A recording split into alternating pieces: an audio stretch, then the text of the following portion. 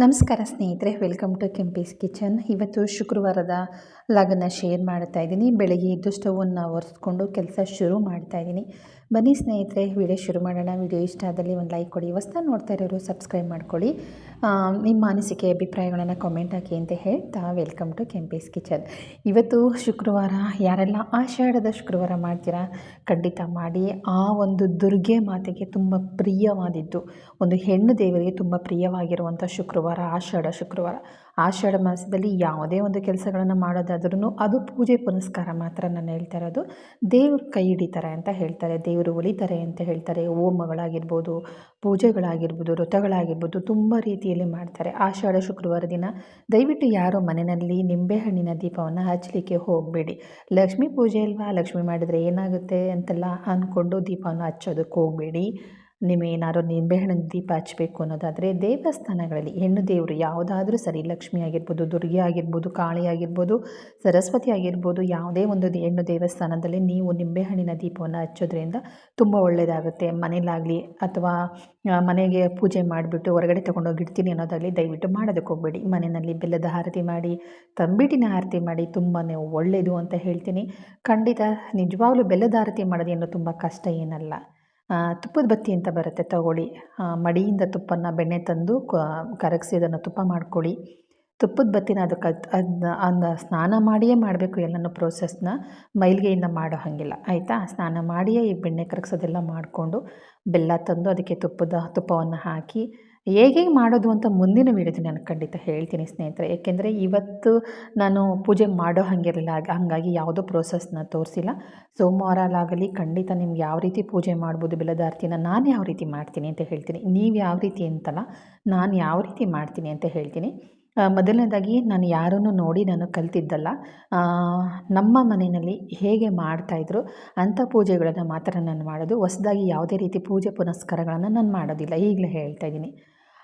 ಆಮೇಲೆ ಸ್ನೇಹಿತರೆ, ಆಷಾಢ ಶುಕ್ರವಾರ ಖಂಡಿತ ಅಮ್ಮನ ದೇವಸ್ಥಾನ ನಿಮಗೆ ಚಾಮುಂಡಿ ಬೆಟ್ಟಕ್ಕೆ ಹೋಗಬೇಕು ಅಂತೇನಿಲ್ಲ. ಹತ್ತಿರದಲ್ಲಿ ಯಾವುದಾದ್ರೂ ಒಂದು ಹೆಣ್ಣು ದೇವರಿದ್ರೂ ಪರವಾಗಿಲ್ಲ, ಖಂಡಿತ ಹೋಗಿ ಕೂತ್ಕೊಂಡು ಸ್ವಲ್ಪ ಧ್ಯಾನವನ್ನು ಮಾಡಿ ದೇವಸ್ಥಾನಕ್ಕೆ ಹೋಗ್ಬೇಕಾದ್ರೆ ದಯವಿಟ್ಟು ಮೊಬೈಲ್ ಸ್ವಿಚ್ ಆಫ್ ಮಾಡ್ಕೊಂಡೋಗಿ. ಏನು ಗೊತ್ತಾ, ಯಾರು ಫೋನ್ ಮಾಡಿದ್ರು ಏನು ಎತ್ತು ಅಂತ ಕನ್ವರಿಕೆ ಬೇಡ.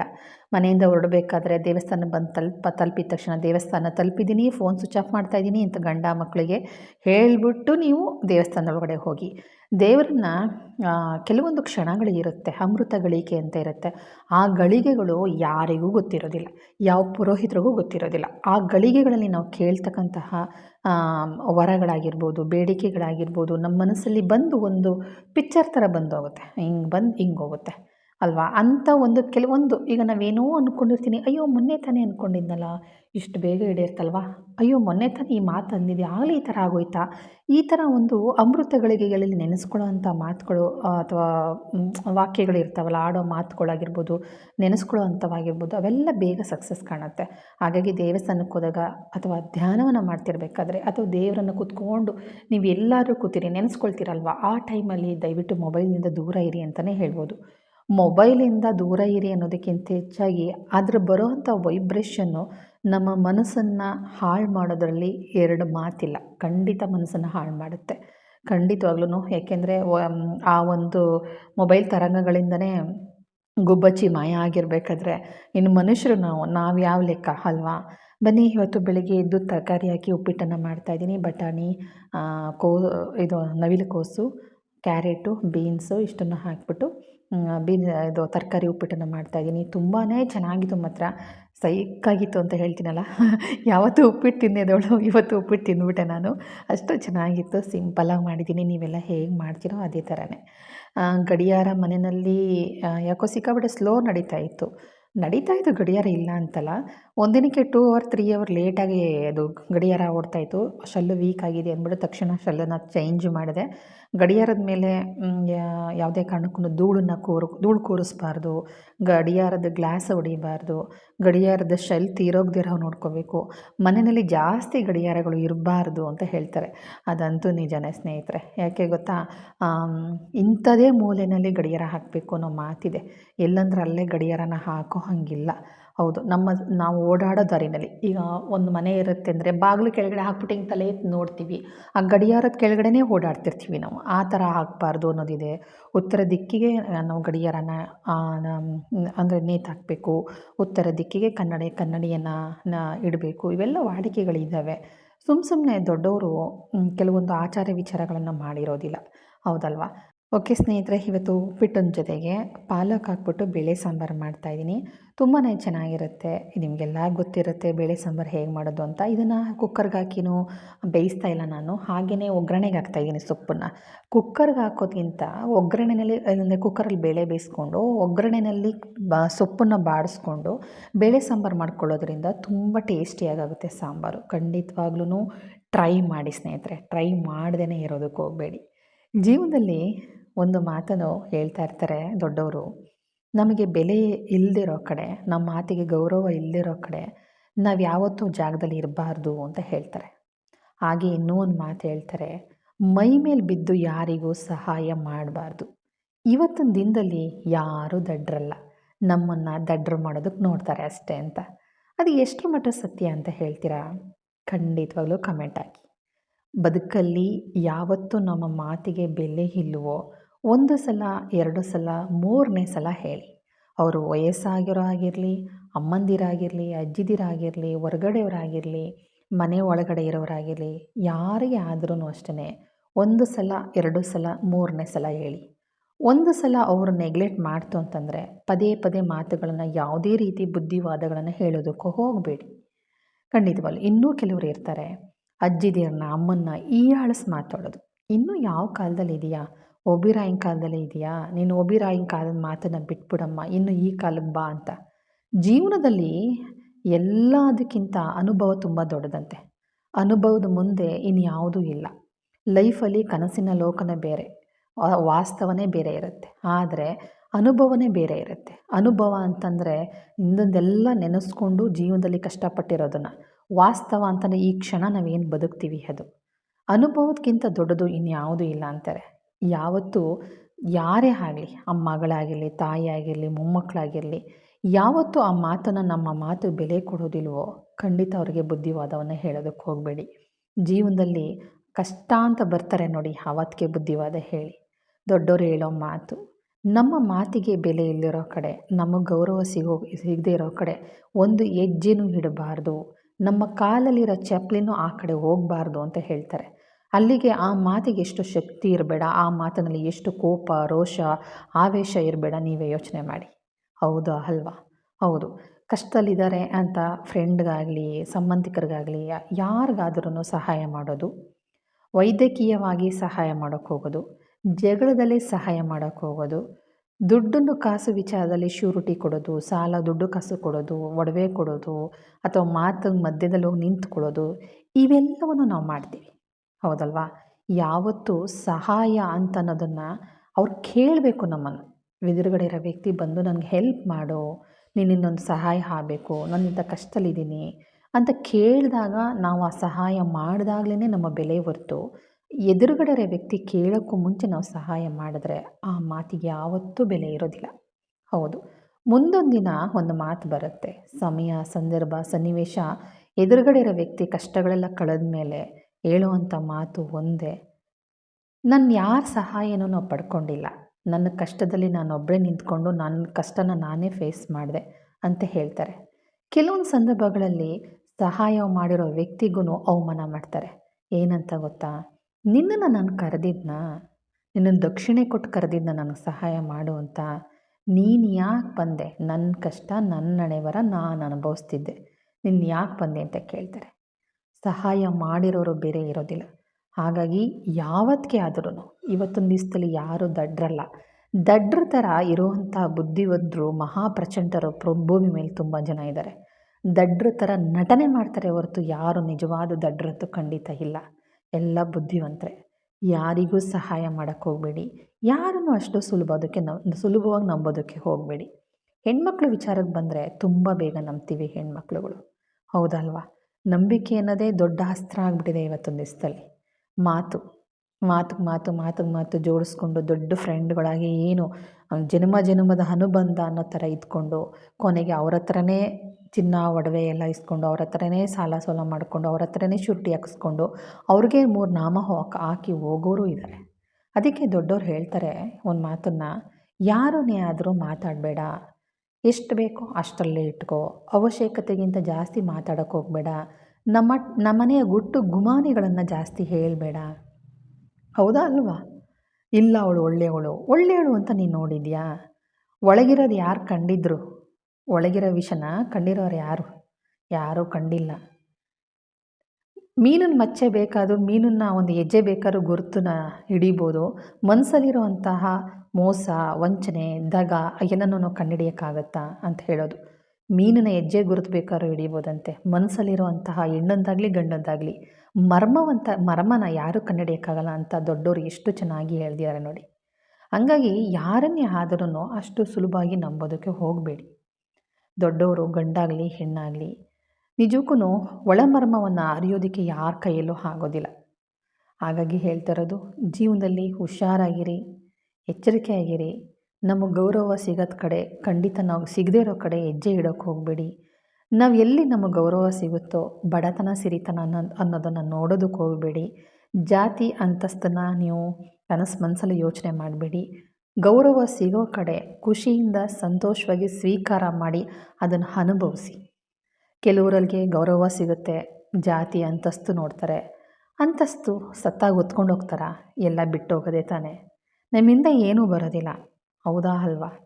ಓಕೆ, ಬನ್ನಿ ಸ್ನೇಹಿತರೆ, ಬಿಸಿ ಬಿಸಿ ಕಾಫಿ ಕುಡಿಯೋಣ. ತಿಂಡಿ ಎಲ್ಲ ತಿಂದಾದಮೇಲೆ ಕಾಫಿ ಇಲ್ಲ ಅಂತಂದರೆ ಹೀಗೆ ಬಿಸಿ ಬಿಸಿ ಕಾಫಿ ಕುಡಿದು ಈಗ ಉಳಿದೋದ ಕೆಲಸನ ಮಾಡ್ಕೋಬೇಕು. ಪ್ರತಿದಿನವೂ ಇದೇ ರೋಟೀನ್ ಆಗಿರುತ್ತೆ. ಹೊರಗಡೆ ರೋಟೀನ್ ತೋರಿಸಿ ಅಕ್ಕ ಅಂತ ಕೇಳ್ತೀರಾ? ಹೊರಗಡೆ ವೀಡಿಯೋ ಕ್ಯಾಮ್ರಾ ಮೊಬೈಲ್ ಹಿಂಗೆ ಹಿಡ್ಕೊಳ್ತಾ ಇದ್ದಂಗೆ ಮುಖಗಳು ಹೇಗೆ ನೋಡ್ತಿರ್ತಾರೆ ಗೊತ್ತಾ ರೋಡಲ್ಲಿ. ಏಪ್ಪ ಏನು ಈ ಥರ ನೋಡ್ತಾರಲ್ಲ ಅಂತಾರೆ. ಎಷ್ಟೋ ಸಲ ವೀಡಿಯೋ ಮಾಡ್ತಾ ಇರ್ತೀನಿ, ಮೇಡಮ್ ವೀಡಿಯೋ ಮಾಡಬೇಡಿ ಅಂತಂದು ಉಂಟು. 2-3 ಸಲ ಅದೇ ಥರ ಆಗಿದೆ. ಆ ಕಾರಣಕ್ಕೋಸ್ಕರ ಹೊರಗಡೆ ಹೋದಾಗ ವೀಡಿಯೋ ಸ್ವಲ್ಪ ಕ್ಯಾಮ್ರಾ ಮೊಬೈಲ್ ಹಿಡ್ಕೊಳ್ಳೋದಕ್ಕೆ ಹಿಂದೆ ಮುಂದೆ ನೋಡೋ ಹಂಗಾಗಿದೆ. ಇಲ್ಲಿ ಏನು ಮಾಡೋಕ್ಕಾಗೋದಿಲ್ಲ. ಇವಾಗ ನಮ್ಮ ಮನೆಯವ್ರಿಗೆ ಬಾಕ್ಸಿಗೆ ಊಟ ಹಾಕ್ಕೊಡ್ತಾ ಇದ್ದೀನಿ. ಅವರಿಗೆ ಬಿಸಿ ಮುದ್ದೆ ಮಾಡಿದೆ, ಸಾಂಬಾರು ಜೊತೆಗೆ. ಮುದ್ದೆ ರೆಸಿಪಿಯನ್ನು ತೋರ್ಸೋಕ್ಕೆ ಹೋಗಲಿಲ್ಲ. ಬಿಸಿ ಮುದ್ದೆ ಮಾಡಿ ಅವರು ಇದು ಉಪ್ಪಿಟ್ಟು ಸ್ವಲ್ಪ ತಿಂದರು. ಅದು ಉಪ್ಪಿಟ್ಟಿನ ಜೊತೆಗೆ ಸ್ವಲ್ಪ ಸಕ್ಕರೆ ಹಾಕ್ಕೊಂಡು ತಿಂತಾರೆ ಅವರು. ಅದು ಹೆಂಗೆ ತಿಂತಾರೋ ಸಕ್ಕರೆ ಹಾಕ್ಕೊಂಡು ಅದ್ರ ಮೇಲೆ ಒಂದಷ್ಟು ಸಕ್ಕರೆ ಸುರ್ಕೊಂಡು ತಿಂತಾರೆ. ಸರಿ ತಿನ್ನಪ್ಪ ನಿನ್ನಿಷ್ಟ ಅಂದ್ಬಿಟ್ಟು ಬಿಟ್ಬಿಟ್ಟು ಆಮೇಲೆ ಮಧ್ಯಾಹ್ನಕ್ಕೆ ರೈಸ್ ಹಾಕಿ ಸೌತೆಕಾಯಿ ಎಲ್ಲ ಹಾಕಿ ಕೊಟ್ಬಿಡು ಅಂತಂದರು. ಆಮೇಲೆ ಸ್ವಲ್ಪ ಉಪ್ಪಿಟ್ಟು ತಿಂದಾದಮೇಲೆ ಬೇಡ ಒಂದು ಸ್ವಲ್ಪ ಮುದ್ದೆ ಮಾಡಿಕೊಡೆ ಅಂದರು. ಮುದ್ದೆನೂ ಮಾಡಿಕೊಟ್ಟಿದ್ದಾಯಿತು. ಹೆಂಗೆ ಅಂತಂದರೆ ಮಾಡೋರಿದ್ದರೆ ಮಾತ್ರ ಹೆಜ್ಜೆಜ್ಜೆಗೂ ಕೆಲಸಗಳನ್ನ ಹೇಳ್ತಾ ಇರ್ತಾರೆ. ಏನು ಬೇಜಾರು ಮಾಡ್ಕೊಳ್ಳೋಂಗೂ ಇಲ್ಲ, ಬಿಡೋಂಗೂ ಇಲ್ಲ. ಏನಾದ್ರು ಹೇಳಿದ್ರೆ ಹೊರಗಡೆ ದುಡಿಯೋ ಗಂಡಸರು ಅಂತಾರೆ. ಹಾಗಾದರೆ ನಾವೇನು ದುಡಿಯೋಕ್ಕೆ ಹೋಗಲ್ವಾ? ಇವರೊಬ್ಬರೇನಾ ಅನಿಸುತ್ತೆ ಮನಸ್ಸು. ಅಂದಿರ್ತೀನಿ ನಾನು ಎಷ್ಟೋ ಸಲ, ನಾವು ಹೋಗಲ್ವಾ ಅಂತಂದಾಗ ಮಾತೇ ಇರೋದಿಲ್ಲ. ನೋಡಿ, ಅವರು ಮಾತ್ರ ಮನುಷ್ಯರು, ನಾವು ಮಾತ್ರ ಮನುಷ್ಯರಲ್ವ ಅಂತ ಎಷ್ಟೋ ಸಲ ನಾನು ಅಂದ್ಕೊಂಡಿರ್ತೀನಿ. ಬಟ್ ಏನೂ ಮಾಡೋಕ್ಕಾಗೋದಿಲ್ಲ. ಆಗ ನನಗೊಂದೇ ಒಂದು ಏನಂತ ಗೊತ್ತಾ, ಹೆಣ್ಮಕ್ಳೇ ಸ್ಟ್ರಾಂಗು ಗುರು ಅಂತ. ಯಾಕಂದರೆ ಹೆಣ್ಮಕ್ಳು ಕೆಲಸ ಮಾಡೋ ಅಷ್ಟೇ ಆಗಲಿ, ಹೆಣ್ಮಕ್ಳು ಏನೇ ಜವಾಬ್ದಾರಿನ ವಹಿಸ್ಕೊಂಡ್ಮೇಲೆ ಅದನ್ನು ನೀಟಾಗಿ ಮಾಡಿ ಮುಗಿಸೋದಾಗಲಿ, ಹೆಣ್ಮಕ್ಳು ಮಾತೆತ್ತರೆ ಸಾಕು ಹೆಣ್ಮಕ್ಳು ಗುಟ್ಟು ನಿಲ್ಲಲ್ಲ ಅಂತಾರಲ್ಲ, ನಿಜಕ್ಕೂ ಗಂಡು ಮಕ್ಕಳಿಗೆ ಗುಟ್ಟು ನಿಲ್ಲೋದಿಲ್ಲ. ಹೌದು, ಸುಮ್ಮನೆ ಹಂಗೆ ಅನ್ನೋದಷ್ಟೇ. ಗಂಡು ಮಕ್ಕಳೇ ಎಲ್ಲನೂ ಫಸ್ಟೇ ಹೇಳ್ಕೊಂಬಿಟ್ಟಿರ್ತಾರೆ. ಸುಮ್ಮನೆ ಕಾಟಾಚಾರಕ್ಕೆ ಅವರೇ ಉಗುಳ್ಕೊಳ್ಳೋದಷ್ಟೇ. ಹೆಣ್ಮಕ್ಳಿಗೆ ಇರುವಂಥ ಮೆಂಟಲಿ ಸ್ಟ್ರಾಂಗ್, ಒಂದು ದೈಹಿಕ ಸ್ಟ್ರಾಂಗ್ ಇಲ್ಲ, ಒಪ್ಕೊಳ್ತೀನಿ. ಅವ್ರು 100 kg ಮೂಟೆ ಹೊತ್ತರೆ ನಾವು ಒಂದು 10 kg ಮೂಟೆನಾರ ಅವರಲ್ವಾ, ನಮ್ಗೆ ಅಷ್ಟು ಸಾಕು. ಮೆಂಟಲಿ ಸ್ಟ್ರಾಂಗು, ಮೆಂಟಲಿ ಒಂದು ಏನೇ ನೋವಾದ್ರೂ ತಡ್ಕೊಳ್ತೀವಲ್ಲ ನಾವು, ಅದು ದೈಹಿಕ ಒಂದು ತೊಂದರೆಗಳಾಗಿರ್ಬೋದು, ಮಾನಸಿಕ ತೊಂದರೆಗಳಾಗಿರ್ಬೋದು, ಆ ಒಂದು ತಡ್ಕೊಳ್ಳೋವಂಥ ಶಕ್ತಿ ಹೆಣ್ಣಿಗಲ್ಲದೆ ಬೇರೆ ಏನೂ ಇಲ್ಲ ಅಂತ ನಾನೇ ಬೆನ್ನು ತಟ್ಕೊಂಡು ಸುಮ್ಮನೆ ಆಗೋದು. ನಾನು ಅಂದ್ಕೊಳ್ಳೋದು, ಒಂಚೂರು ಶೀತ ಬಂದರೆ ತಡ್ಕೊಳಕ್ಕಾಗಲ್ಲ, ಬೆಡ್ಶೀಟ್ ಹೊದಿಸ್ಕೊಂಡು ಕೊಯ್ಯ ಅಂತ ನಲ್ಲಾಡ್ತಿರ್ತೀರ ಅಂದ್ಕೊಂಡು ನಗಾಡ್ಕೊಂಡು ಸುಮ್ಮನೆ ಆಗೋದು. ಏನು ದೊಡ್ಡದಾಗಿ ಹೇಳ್ತಾರೆ ಇವರೊಬ್ಬರೇ ದುಡಿಯೋರಂಗೆ ಅಂತ ಬೈಕೊಳ್ಳೋದು. ಯಾಕೆ ಜೋರಾಗೂ ಮಾತಾಡೋಂಗಿಲ್ಲ. ನಿಜವಾಗ್ಲೂ ಎಷ್ಟು ಜನದ ಮನೇಲಿ ಈ ಥರ ಏನೋ ಗೊತ್ತಿಲ್ಲ. ನಿಮ್ಮ ಮನೆಗಳಲ್ಲೆಲ್ಲ ಈ ಥರ ಆಗಿದೆಯಾ ಹೇಳಿ? ಜೋರಾಗಿ ಮಾತಾಡಿದ್ರು ಸಹ ಮುಖ ನೋಡ್ತಾರೆ ಅವರು, ಏನೂ ಮಾತಾಡೋದಿಲ್ಲ. ಯಾವಾಗ ಸೈಲೆಂಟ್ ಆಯಿತು ಅಂದರೆ ಅವರು ಕೋಪ ಬಂದಿದೆ ಅಂತ. ಸೈಲೆಂಟ್ ಆಗಿಬಿಟ್ರು ಅಂತಂದರೆ ಒಂದು ವಾರ ಹೋದರೂ ಮಾತಾಡ್ಸಲ್ಲ, ಏನೇ ಆದರೂ ಮಾತಾಡೋದಿಲ್ಲ. ಹಂಗಾಗಿ ಕೆಲವೊಂದು ಸಲ ನನಗೆ ಅನಿಸುತ್ತೆ, ಈ ಮನುಷ್ಯನ ಹೆಂಗಪ್ಪ ನಾನು ಮದುವೆ ಮಾಡಿಕೊಂಡೆ, ಒಳ್ಳೆ ಕಾಡು ಪ್ರಾಣಿ ಥರ ಅರ್ಥ ಮಾಡ್ಕೊಳ್ಳೋದ್ರಲ್ಲೇ ಜೀವನ ಕಳೆದ್ಬಿಟ್ನಲ್ಲ ಅನಿಸುತ್ತೆ. ನಿಜ ಸ್ನೇಹಿತರೆ, ಕೋಪ ಬಂದಾಗ ಮಾತು ಕಡಿಮೆ ಆಡೋದು, ಯಾವ ಮಾತಿಗೆ ಯಾವುದಕ್ಕೋ ಜಾಯಿಂಟ್ ಹಾಕಿರ್ತಾರೆ. ನಾವು ಯಾವತ್ತೋ ಏನೋ ಒಂದಿರ್ತೀವಿ, ಆ ಮಾತು ತೊಗೊಂಬಂದು ಇನ್ನೊಂದಕ್ಕೆ ಇದಕ್ಕೆ ಒಂದು ಟ್ಯಾಗ್ ಥರ ಸಿಕ್ಸಿರ್ತಾರೆ. ಅಯ್ಯೋ ನಾನು ಅದಕ್ಕಂದಿದ್ನಲ್ಲ, ಈ ಅಪ್ಪ ಯಾಕೆ ಇದಕ್ಕಂದ್ರು ಅನ್ಕೊಂಡು ನಾನು ತಲೆ ಕೆರ್ಕೊಂಡು ಸುಮ್ಮನಾಗೋದು. ಲಾಸ್ಟಿಗೆ ಏನು ಮಾತಾಡಿದ್ರೆ ಮಾತಾಗುತ್ತೆ. ಯಾಕೆ ಬೇಕು? ಮನೇಲಿ ಮಕ್ಕಳಿದ್ದಾವೆ, ಮಕ್ಕಳು ಬೆಳೆಯೋ ವಯಸ್ಸಲ್ಲಿ ಮನೆಯಲ್ಲಿ ಜೋರಾಗಿ ಮಾತಾಡೋದಾಗಲಿ, ಗಂಡ ಹೆಂಡತಿ ಮುನಿಸ್ಕೊಳ್ಳೋದಾಗಲಿ, ಅಥವಾ ಮನೆಯಲ್ಲಿ ಇನ್ನೊಬ್ಬರ ಬಗ್ಗೆ ಮಾತಾಡೋದಾಗಲಿ, ಅಕ್ಕಪಕ್ಕದವರಾಗಿರ್ಬೋದು, ನೆಂಟ್ರ ಬಗ್ಗೆ ಆಗ್ಬೋದು, ಇವ್ರು ಸರಿ ಇಲ್ಲ, ಇವರು ಮೋಸಗಾರರು, ಇವರು ಒಂದು ರೀತಿ ಅವ್ರನ್ನ ಕ್ಯಾರೆಕ್ಟರ್ ಲೆಸ್ ಮಾಡಿ ಮಾತಾಡ್ತೀವಿ, ಕೆಳಗಿಟ್ಟು ನಾವು ಮಾತಾಡ್ತೀವಲ್ಲ, ಅವೆಲ್ಲ ಮಾತಾಡಿದಾಗ ಮಕ್ಕಳ ಮೇಲೆ ಮನಸ್ಸಿನ ಮೇಲೆ ಪರಿಣಾಮ ಬೀರುತ್ತೆ ಅಂದ್ಬಿಟ್ಟು ಸಾಮಾನ್ಯವಾಗಿ ನಾವು ಏನೇ ಒಂದು ವಿಚಾರನ ಮಾತಾಡಬೇಕಾದ್ರೂ ಮಕ್ಕಳು ಇಲ್ಲದೇದಾಗ ನಾವು ಮಾತಾಡ್ಕೊಳ್ತೀವಿ. ಇದೊಂದು ನಮ್ಮ ಮನೆಯಲ್ಲಿ ಪ್ಲಸ್ ಪಾಯಿಂಟು. ಮಕ್ಕಳಿದ್ರೆ ಯಾರೋ ಮಾತಾಡ್ತಾ ಇದ್ದರೆ, ಮಕ್ಕಳಿದ್ದಾರೆ ಕಣಮ್ಮ, ಮಾತಾಡಬೇಡ, ಸಾಕು ಸುಮ್ಮನೆ ಇರು ಅಂತ ಹೇಳ್ತಾರೆ. ಅದೊಂದು ಅದೊಂದು ವಿಚಾರದಲ್ಲಿ ಭಾರಿ ಖುಷಿಯಾಗುತ್ತೆ. ಒಂದೊಂದು ಸಲ ಅನಿಸುತ್ತೆ, ನಾವೇನು ಓದಿದ್ರೇನು, ಏನು ಪ್ರಯೋಜನ? ನಿಜವಾಗ್ಲೂ ಅವರು ಕೆಲವೊಂದು ಸಲ ಒಂದು ಸ್ವಲ್ಪ ಸಣ್ಣ ಮೂಮೆಂಟ್ಗಳು, ವಿಚಾರಗಳು ಯೋಚನೆ ಮಾಡೋ ಹಂಗೆ ನಾನು ಯೋಚನೆ ಮಾಡಲ್ವಲ್ಲ ಅನಿಸುತ್ತೆ. ಇರಲಿ, ಒಳ್ಳೆಯದನ್ನು ನಾವು ತಗೊಳ್ಳೋಣ, ಹೌದಾ ಅಲ್ವಾ? ಬನ್ನಿ, ಪಾತ್ರೆ ಎಲ್ಲ ತೊಳೆದಾಯಿತು, ಅಡುಗೆ ತಿಂಡಿ ಎಲ್ಲ ಮಾಡಾಯಿತು, ಪಾತ್ರೆ ಎಲ್ಲ ಕ್ಲೀನಾಗಿ ತೊಳ್ಕೊಂಡು ಸಿಂಕೆಲ್ಲ ಕ್ಲೀನಾಗಿ ಮಾಡ್ಕೊಂಡು ತಂದರೆ ಇವತ್ತಿನ ಕೆಲಸ ಮುಗೀತು ಸ್ನೇಹಿತರೆ. ಮುಂದಿನ ವೀಡಿಯೋದಲ್ಲಿ ಖಂಡಿತ ನಾನು ಇವತ್ತು ನನ್ನ ವೀಡಿಯೋದಲ್ಲಿ ಹಾಕಲ್ಲ, ಮಂಗಳವಾರ ನಿಮಗೆ ವೀಡಿಯೋ ಶೇರ್ ಮಾಡ್ತೀನಿ, ನಾನು ಆರತಿ ಹೇಗೆ ಮಾಡ್ತೀನಿ ಅಂತಂತ. ಆರತಿ ಮಾಡೋದಕ್ಕೂ ಮುಂಚೆ ಕೆಲವರಿಗೆ ಸ್ತೋತ್ರಗಳು ಹೇಳೋದಕ್ಕೆ ಬರೋದಿಲ್ಲ, ಆಮೇಲೆ ಹಾಡನ್ನು ಹಾಡೋದಕ್ಕೆ ಬರೋದಿಲ್ಲ, ನಾಲಿಗೆ ತೊದಲಿಸುತ್ತೆ, ಅಥವಾ ಸಮಯ ಇರೋದಿಲ್ಲ ಅಂತಂದ್ರೂ ನನ್ನ ಶಾರ್ಟ್ಕಟ್ಟಲ್ಲಿ ನಾನು ದೇವರನ್ನ ಹೆಸರನ್ನು ಹೇಳಿಕೊಂಡು, ದೇವ್ರದ್ದು ಒಂದು ಪುಟ್ಟದಾಗಿ ಒಂದು ಇದಿದೆ, ನಮ್ಮ ದತ್ತಪ್ಪದ್ದು ದಯಾಂಗನ ಅಂತ ಒಂದು ಒಂದು ಭಕ್ತಿಗೀತೆ ಇದೆ. ಅದೊಂದು ಹಾಡನ್ನು ಹೇಳ್ಕೊಂಡು, ಒಂದು ಆರತಿಯನ್ನು ಹಾಡನ್ನು ಹೇಳ್ಕೊಂಡು ನಾನು ಪೂಜೆನ ಮಾಡ್ತೀನಿ. ಎಷ್ಟೋ ಸಲ ಸಮಯ ಸಾಲಲ್ಲ ಅಂದಾಗ ದತ್ತಾತ್ರೇಯ, ಓಂ ನಮಃ ಶಿವಾಯ, ಶ್ರೀ ಸದಾನಂದಾಯ ನಮಃ ಅಂತಲೂ ನಾನು ಆರತಿ ಮಾಡಿ ಮುಗಿಸಿದ್ದು ಉಂಟು. ನನ್ನ ಅನುಕೂಲ ತಕ್ಕಾಗೆ ನಾನು ಮಾಡ್ಕೊಂಡು ಹೋಗ್ತೀನಿ. ಹೀಗೇ ಮಾಡಬೇಕು, ಹಾಗೇ ಮಾಡಬೇಕು ಅಂತ ಏನಿಲ್ಲ, ಸಮಯ ಹೇಗಿರುತ್ತೋ ಹಾಗೆ ನಾನು ಮಾಡ್ಕೊಂಡು ಹೋಗ್ತೀನಿ. ಆದರೆ ಪೂಜೆಯಲ್ಲಿ ಯಾವುದೇ ರೀತಿ ನಾನಿವತ್ತು ಇದನ್ನು ಮಾಡೋಕ್ಕೆ, ಪ್ರಸಾದ ಮಾಡೋಕ್ಕಾಗಲ್ಲ, ಹೂವು ತಂದು ಹಾಕೋಕ್ಕಾಗಲ್ಲ, ನಾನು ಅದು ಮಾಡೋಕ್ಕಾಗಲ್ಲ, ಇದು ಮಾಡೋಕ್ಕಾಗಲ್ಲ ಅಂತಂತ ನಾನು ಹೇಳೋಕ್ಕಾಗೋದಿಲ್ಲ. ಹೂವು ಸಿಗದೇ ಇರೋವಂಥ ಟೈಮಲ್ಲಿ ಅಕ್ಷತೆ ಕಾಳು ಹಾಕಿ ಮಾಡಿದ್ದು ಉಂಟು, ಹೌದಲ್ವಾ? ಗೆಜ್ಜೆ ವಸ್ತ್ರ ಹಾಕಿ ಮಾಡಿದ್ದು ಉಂಟು. ಈ ಥರ ನಾನು ಕೆಲವೊಂದು ಕಾಂಪ್ರಮೈಸ್ ಮಾಡ್ಕೊಳ್ತೀನಿ, ಇಲ್ಲ ಅಂತಲ್ಲ. ಆದರೆ ಆಗೋದೇ ಇಲ್ಲ ಅಂತ ಬಿಟ್ಟಿದ್ದಂತೂ ಖಂಡಿತ ಇಲ್ಲ. ಯಾಕೆಂದರೆ ದೇವರ ವಿಚಾರದಲ್ಲಿ ನಾವು ಎಷ್ಟು ದೇವರನ್ನು ಚೆನ್ನಾಗಿ ನೋಡ್ಕೊಳ್ತೀವೋ, ಎಷ್ಟು ಶುಭ್ರವಾಗಿ ಸ್ವಚ್ಛ ಮನಸ್ಸಿಂದ ನಾವು ಮಾಡ್ತೀವೋ, ಅಥವಾ ಎರಡೊಂದು ಬಗೆಯೋದು ಬೇಡ, ದುಡ್ಡಿದ್ರೆ ಇನ್ಯಾವುದಕ್ಕಾರ ಆಗುತ್ತೆ, ಬಿಡು, ಇದು ಇಷ್ಟೊಂದು ಹೂವು ಏನಕ್ಕೆ ಬೇಡ ಅಂತನ್ನೋದು, ಇಷ್ಟೊಂದು ಪ್ರಸಾದ ಏನಕ್ಕೆ ಅಂತನ್ನೋದು, ಇವತ್ತು ಹಾಕಿ ಹೂವು ನಾನು ನಾಳೆ ತೆಗೆಯೋದಕ್ಕೋಸ್ಕರ ಇಷ್ಟೊಂದು ದುಡ್ಡು ಕೊಟ್ಟು ತರಬೇಕಾ ಅಂತನ್ನೋದು, ಇವೆಲ್ಲ ಮಾಡಿದಾಗ ಏನಾಗುತ್ತೆ, ನಾವು ತಿನ್ನೋದಕ್ಕೆಲ್ಲ ನಾವು ಹಂಗೆ ಖರ್ಚು ಮಾಡ್ತೀವ, ಬಾಯಿಯಿಂದ ಹಾಕ್ತೀವಿ, ಬೆಳಗ್ಗೆ ಎದ್ದ ತಕ್ಷಣ ಅದು ಕಕ್ಕನೇ ತಾನೇ ಆಗೋದು ಅಲ್ವಾ? ಇವತ್ತು ಕಕ್ಕ ಹೊರಟೋಗ್ಬಿಡುತ್ತೆ, ಅದಕ್ಕೇನಕ್ಕೆ ನಾವು ಊಟ ಮಾಡಬೇಕು ಅಂದರೆ ಬಿಟ್ಬಿಡೋಕ್ಕಾಗತ್ತಾ? ಆದರೆ ಕೆಲವರು ಹಾಗೇ, ಅಯ್ಯೋ ನಾಳೆ ಬಾಡೋಗೋ ಹೂವಿಗೇನಕ್ಕೆ, ನಾಳೆ ತೆಗೆದಾಕಬೇಕು ಹೂವನ್ನ, ಅದಕ್ಕೇನಕ್ಕೆ ಅಷ್ಟೊಂದು ದುಡ್ಡು ಕೊಟ್ಟು ತರಬೇಕು, ಒಂದೊಂದು ಹೂವು ಮುಡಿಸು ಸಾಕು ಅಂತನ್ನೋದು, 2 ಥರ 3 ಥರ ಹೂವು ನಾವು ಮುಡಿಸ್ತಾ ಇದ್ರೂ ಅಯ್ಯೋ ಇಷ್ಟೊಂದು ದುಡ್ಡು ಕೊಟ್ಟು ತರಬೇಕು ಅನ್ನೋದು, ಇವೆಲ್ಲ ಇದ್ದಾಗ ಏನಾಗುತ್ತೆ ಗೊತ್ತಾ, ದೇವರು ನಮಗೂ ಅದೇ ಥರ ಕಂಜೂಸ್ ಮಾಡ್ತಾರೆ. ಹಾಗಾಗಿ ದೇವ್ರ ವಿಚಾರದಲ್ಲಿ ಸ್ವಲ್ಪ ಧಾರಾಳ ಮನಸ್ಸಿರಲಿ, ಆಯಿತಾ? ಸ್ವಲ್ಪ ಧಾರಾಳ ಮನಸ್ಸಿರಲಿ. ಏನು ತುಂಬ ಹಾರ ಹಾಕಿ ನಮ್ಮ ಕೈಲಿ ಮಾಡೋಕ್ಕಾಗಲಿಲ್ಲ ಅಂದ್ರೂ ದಯವಿಟ್ಟು ಒಂದು ಹಾಡಿ ಬೇಡ ಬೇಕು ಅಂದ್ಕೊಂಡು ಎರಡೊಂದು ಎಣಿಸ್ಕೊಂಡು ಪೂಜೆನ ಮಾಡಬೇಡಿ, ಅಷ್ಟೇ ನಾನು ಹೇಳೋದು. ಅದು ಯಾವುದು ಗುರುಗಳೇ ಆಗಿರಲಿ, ಮನೆ ದೇವರಾಗಿರಲಿ, ಕುಲದೈವ ಆಗಿರಲಿ, ಹೊರಗಡೆ ದೇವರಾಗಿರಲಿ, ಒಳಗಡೆ ದೇವರಾಗಿರಲಿ, ಇದಿಷ್ಟನ್ನು ನೀವು ಮಾಡಿಕೊಂಡ್ರೆ ತುಂಬ ಒಳ್ಳೆಯದು ಅಂತ ಹೇಳ್ತೀನಿ. ಓಕೆ ಸ್ನೇಹಿತರೆ, ಇವತ್ತಿನ ವೀಡಿಯೋನ ನಾನು ಇಲ್ಲಿಗೆ ಮುಗಿಸ್ತಾ ಇದ್ದೀನಿ. ಈ ವಿಡಿಯೋ ಏನಾದ್ರೂ ಅಲ್ಪ ಸ್ವಲ್ಪ ಇಷ್ಟ ಆದಲ್ಲಿ ಒಂದು ಲೈಕ್ ಕೊಡಿ, ಹೊಸ್ದಾಗಿ ನೋಡ್ತಾ ಇರೋರು ಸಬ್ಸ್ಕ್ರೈಬ್ ಮಾಡ್ಕೊಳ್ಳಿ. ನಿಮ್ಮ ಅನಿಸಿಕೆ ಅಭಿಪ್ರಾಯಗಳನ್ನು ಕಮೆಂಟಲ್ಲಿ ಹಾಕೋದನ್ನು ಮರಿಬೇಡಿ. ಇವತ್ತೇನು ಅಂದಿಲ್ಲ ತಾನೇ, ನಾನು ಕೆಲವೊಂದು ಕಮೆಂಟ್ಗೆ ಉತ್ತರ